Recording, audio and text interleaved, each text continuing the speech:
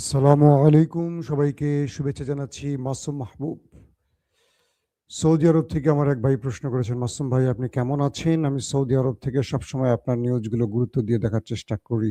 আপনার নামটা বোঝার চেষ্টা করছি কিন্তু নামটা বুঝতে পারছি না।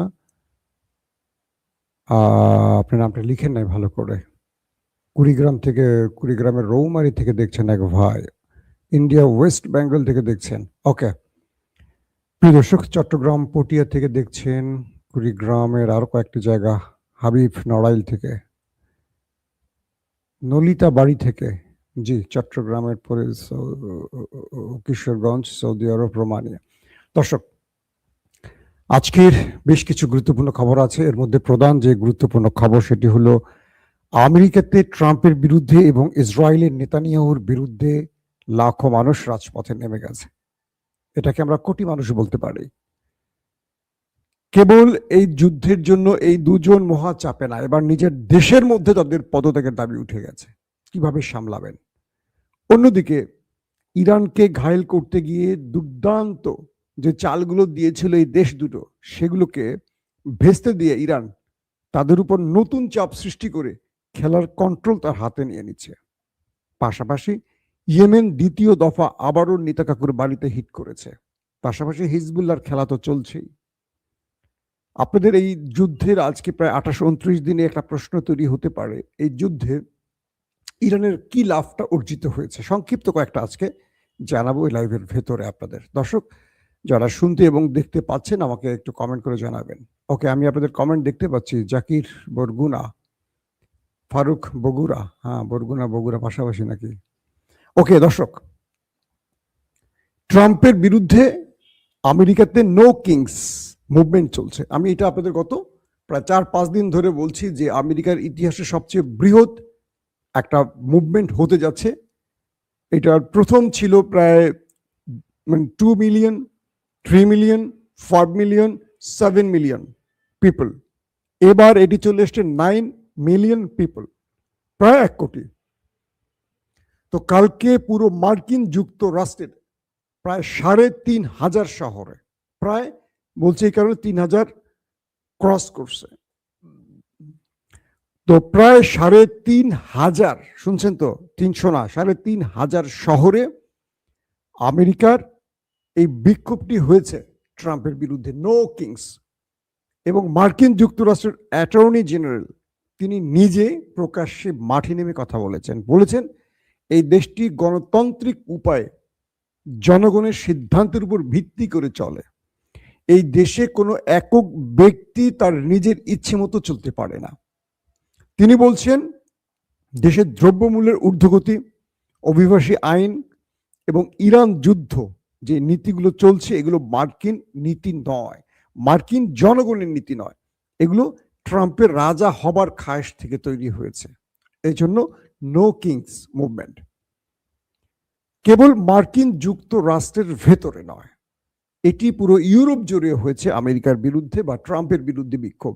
স্পেন, ইতালি, ফ্রান্স, জার্মান, মানে ইউরোপের বড় বড় শহরগুলোতে আমেরিকার ডোনাল্ড ট্রাম্পের বিরুদ্ধে বিক্ষোভ হয়েছে। পুরো আমেরিকার 3,500 শহরে মানুষ নামছে, বোঝেন। এবং মার্কিন গণমাধ্যমগুলো বলছে আমেরিকার ইতিহাসে কোনো সরকারের বিরুদ্ধে এটি সবচেয়ে বড় মুভমেন্ট।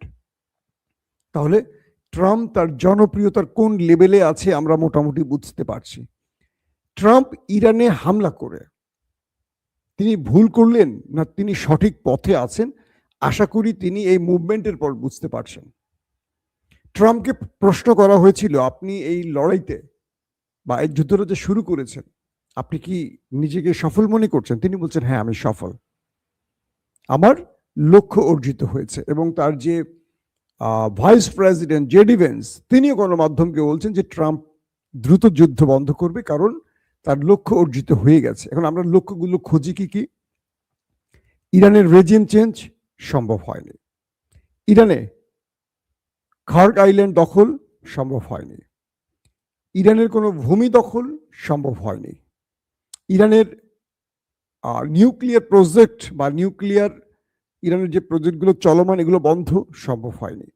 ইউরেনিয়াম 60% ইউরেনিয়াম ইরান আমেরিকার হাতে তুলে দিয়েছে, সম্ভব হয়নি। ইরানের ব্যালিস্টিক মিসাইল যে প্রোগ্রাম, এটিও বন্ধ হয়নি।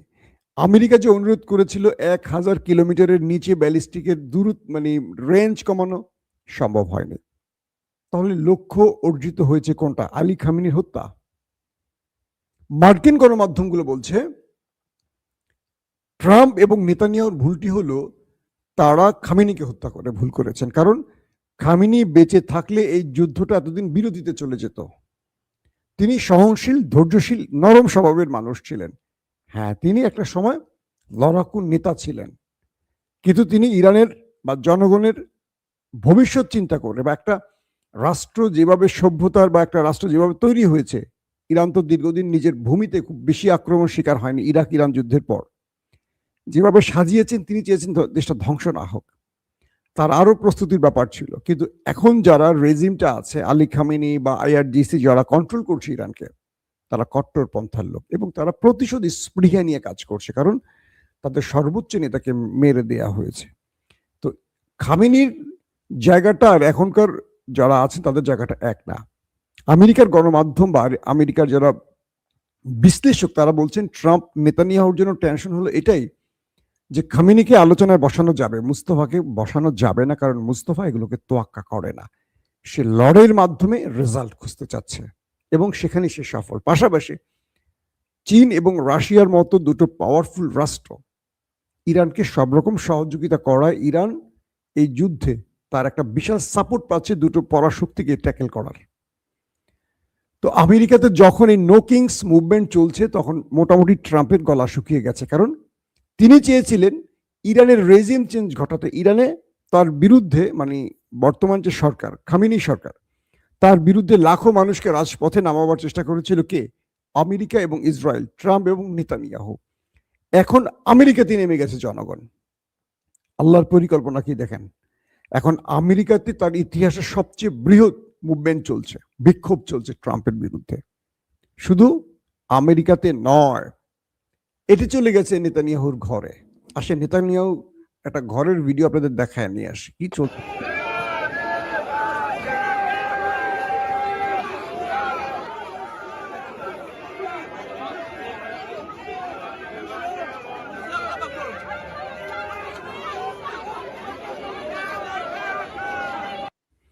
আপনারা দেখছেন খোদ নেতা কাকুর বাড়ির দৃশ্য। এখানকার মানুষ রাস্তায় নেমে এসছে, তারা বলছে নেতানিয়াহুকে পদত্যাগ করতে। তারা বলছেন যে আমরা বাংকারে থাকতে থাকতে ক্লান্ত হয়ে গেছি, সারাদিন সাইরেন বাজছে, এটা আমাদের জীবন নয়, আমাদের জীবনকে তুমি একটা মুরগির খোয়ারে ঢুকিয়ে দিয়েছ, আমরা আর মানতে পারছি না, তুমি যুদ্ধ বন্ধ করো, তুমি বিদায় নাও। দেখেন, ইরানের মধ্যে বিক্ষোভ তৈরি করতে গিয়ে তারা এখন নিজেরা কত বড় বিপদে পড়ে গেছে, বুঝতে পারছেন? সেই দেশটির পুলিশ তাদের জনগণের সাথে কি আচরণ করছে, কিছু অংশ আপনাদের দেখিয়েছে, বেশি অংশ দেখানো যাবে না। কেন তারা রাস্তায় নেমেছে বলেন? আরেকটি দৃশ্য দেখা, এটা আমি আপনাদের আগে একবার দেখাইছিলাম, দেখেন। এটা হলো সেই নেতা কাকুর বাড়ির দৃশ্য।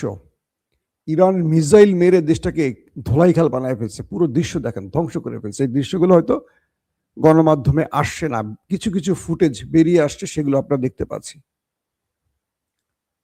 সাজানো গোছানো একটা দেশ ইসরায়েল, বহু বছর ধরে বহু পরিকল্পনা করে শহরটাকে সাজানো হয়েছে, কত স্তরের প্রতিরক্ষা ব্যবস্থা দিয়ে সাজানো ছিল দেশটি। কিচ্ছু হবে না, একটা পাখিও ঢুকতে পারবে না। Iron Dome, David Sling, Arrow, Patriot, third, সব ভেদ করে ইরান কি করেছে দেখেন ভালো করে। একটু ফুটেজগুলো চেক করলেই বুঝবেন কি অবস্থা করে ফেলেছে দেশটির ভেতর ইরান। দর্শক, তাহলে আমরা দুটো জিনিস ক্লিয়ার হলাম, যে আমেরিকা এবং ইসরায়েল যে ইরানের রেজিম চেঞ্জের প্ল্যান করেছিল, সেই প্ল্যানে তারা নিজেরা তো সফল হয়নি, উল্টো তাদের দেশের মধ্যে এখন জনগণ তাদের বিরুদ্ধে রাস্তায় নেমে গেছে। এই দুটো মানে এখন সামনের দিনগুলো আরো বড় আকার ধারণ করবে। বলা হচ্ছে ইউরোপের মধ্যেও আস্তে আস্তে এই ক্ষোভ দানা বাঁধছে। ইতিমধ্যে ইউরোপীয় মার্কিন ট্রাম্পের বিরুদ্ধে, প্রেসিডেন্ট ট্রাম্পের বিরুদ্ধে বিক্ষোভ হয়ে গেছে কালকে রাতে। আমেরিকার সামনে যে বিপদগুলো, ইরান কিভাবে এটা ট্যাকেল করছে দেখেন। ইরান বলছে যে তোমাদের সাথে আমাদের আলোচনার সুযোগ নাই।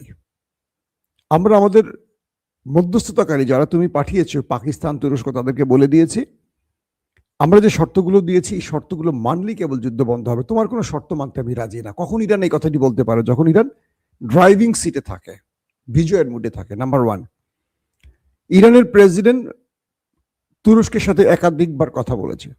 এরদোয়ান বারবার বিশ্ব মুসলিমকে সতর্ক করছেন। কেন? যে ওই দেশটির টার্গেট হলো মুসলমানদেরকে নিজেদের মধ্যে লাগিয়ে দেবে। মুসলমানদেরকে নিজেদের মধ্যে লাগিয়ে দিলে মুসলমানরা দুর্বল হবে, আর এই সুযোগটি হবে একদম পানির মতো সহজ ওদের জন্য গ্রেটার ইসরায়েল তৈরির। গ্রেটার ইসরায়েল কি? ইসরায়েল তো আছেই, ফিলিস্তিন, লেবানন, সৌদি, কাতার, কুয়েত, ইরানের অংশ, তুরস্কের অংশ, বাহরাইনের অংশ, জর্দানের অংশ, এই পুরো গালফ কান্ট্রি থেকে একটা মানে বিশাল অংশ নিয়ে একটা বৃহৎ ইসরায়েল তৈরি।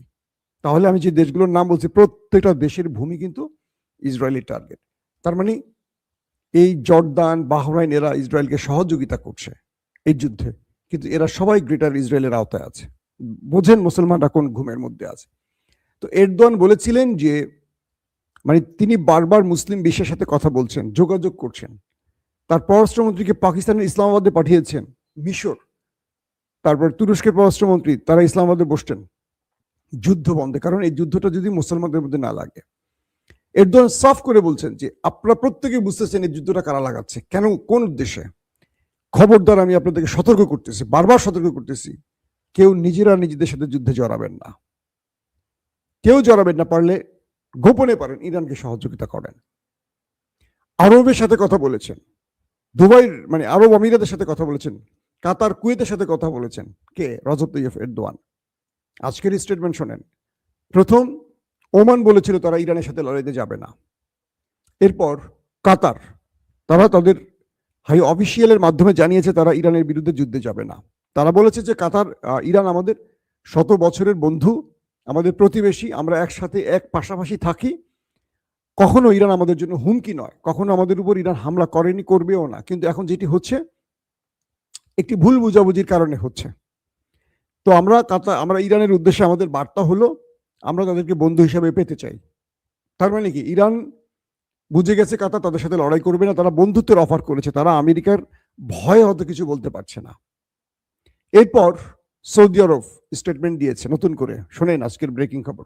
সৌদি আরবও ইরানের সাথে লড়াইতে যাবে না। শোনা গেছে আরব আমিরাতও নাকি এই স্টেটমেন্ট দিচ্ছে। অর্থাৎ এরদোয়ানের ট্যাবলেট কাজে লেগে গেছে।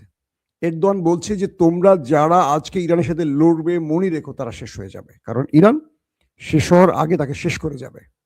আমেরিকা ইসরায়েলি পারছে না, মার্কিন সেনারা কি পরিমাণ খাচ্ছে, ওরা কি পরিমাণ খাচ্ছে নেতা কাকুরা তারা বোঝে।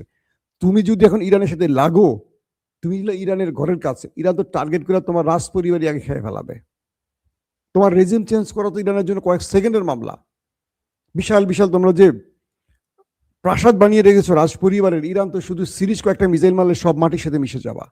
তো আমেরিকা তোমাদের বাঁচাবে? ইম্পসিবল। আমেরিকা তোমাদের বাঁচাতে আসেনি, আমেরিকা ইসরায়েলকে বাঁচাতে এসছে।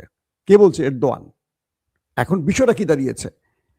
এখন মুসলমানদের মধ্যে যে টার্গেটটা নিয়ে ওরা এসছিল নেতা কাকু, সফল হচ্ছে না, তারা ব্যর্থ হয়ে গেছেন। কারণ ইরানের সাথে মুসলিম রাষ্ট্রগুলো আপাতত মনে হচ্ছে তারা লাগবে না। নতুন করে আবার কোন খেলা খেলে আল্লাহ ভালো জানে ট্রাম্প সাহেব।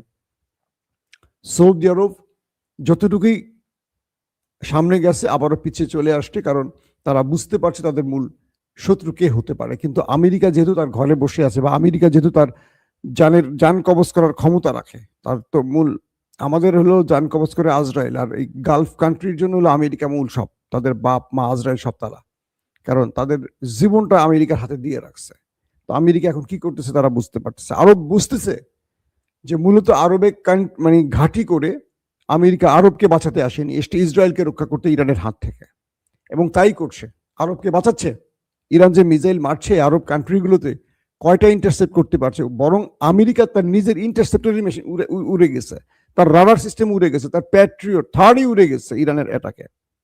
কালকের একটি খবর, ইয়েমেন আক্রমণ করলো নেতা কাকুর বাড়িতে, ইলাদ শহরের একটি কি বলবো নদীর কাছাকাছি। তো ইসরায়েল বলেছিল তারা সেই ইন্টারসেপ্ট করে ফেলেছে সেই মিসাইলটি। আজকে ফুটেজ দেখলাম যে না, ইন্টারসেপ্ট করতে পারেনি। একটি মাত্র মিসাইল মেরেছিল হুতিরা, সেটিকে টার্গেটে হিট করছে, এবং সেই ফুটেজটি যারা নদীতে মাছ ধরে তারা ধারণ করে ছেড়ে দিয়েছে।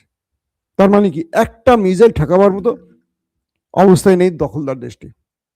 আমরা কি বুঝলাম যে ইরান এখন অনায়াসে তাদের ভেতরে ঢুকে 90-95% সফলভাবে অ্যাটাক করে আসতে পারছে। গতকালকে ইরান দাবি করেছে তারা প্রায় 500 মার্কিন সেনাকে ওপারে পাঠিয়েছে। কল্পনা করা যায়? তো সকল কিছু মিলে এমন একটি অবস্থা তৈরি হয়েছে যে এখান থেকে ট্রাম্প যুদ্ধবিরতি ছাড়া আর কোনো পথ খুঁজে পাচ্ছে না, তাই পাকিস্তানকে বারবারই ইরানের কাছে পাঠাচ্ছে। ট্রাম্প তার ঘর সামলাবে না, এখন বাইর সামলাবে। হরমুজ প্রণালী খুলতে পারেনি, পাশাপাশি হুতিরা বাবুল মান্দা বন্ধ করে দিচ্ছে। পুরো বিশ্ব রাজনীতি এখন ইরানের কন্ট্রোলে চলে গেছে, কারণ তেল দিয়ে ইরান পুরো পৃথিবীতে এই এই যুদ্ধটা বিজয় করবে, শুধু তেলের রাস্তা বন্ধ করে দিয়ে। কি করবে এখন আমেরিকা? আমেরিকা স্থল বাহিনী পাঠাইলো খার্কদ্বীপের উদ্দেশ্যে, 400টা মেরে দিচ্ছে এক টাকা ইরান। 400টা, কল্পনা করা যায়? খার্কদ্বীপে আসার জন্য বুবিয়ান দ্বীপ কুয়েতের সেখানে নামছে, সেখান থেকে খার্কদ্বীপে মুভমেন্টে শুরু করছে নৌযান দিয়ে, ঠাস ঠাস করে মিসাইল মারছে ইরান। 400 জন নাকি ওপারে চলে গেছে, বাকিরা নাকি জীবন নিয়ে পালিয়েছে। আমেরিকা এখন কোথায় যাবে বলেন? আমেরিকার সামনে পথ একটাই খোলা, গালফ কান্ট্রি ছেড়ে আমেরিকাকে বিদায় নিতে হবে। আমেরিকা যদি গালফ কান্ট্রি ছেড়ে দেয়, আরবের সাথে ইরানের বন্ধুত্ব হবে, আরব ইরান একটা জোট হবে, শক্তিশালী মধ্যপ্রাচ্য তৈরি হবে, আর দুর্বল হয়ে যাবে ওই দেশটি মসজিদুল আকসা যারা থার্ড টেম্পল বানাতে চায়। নেতা সাহেবেরও রাজনীতি প্রায় দি ইন্ডের দিকে, বুঝছেননি? আপনারা কি বুঝছেননি? নেতানিয়াহু এবং ট্রাম্প তাদের ক্যারিয়ারে, রাজনৈতিক ক্যারিয়ারে সবচেয়ে বেশি চাপে আছেন এই মুহূর্তে। এই চাপ সামলে তারা কতদিন চলতে পারবেন হয়তোবা সামনের দিনগুলোতে বলা যাবে। এখনকার মতো বিদায় নিচ্ছি, প্রত্যেকে ভালো থাকবেন।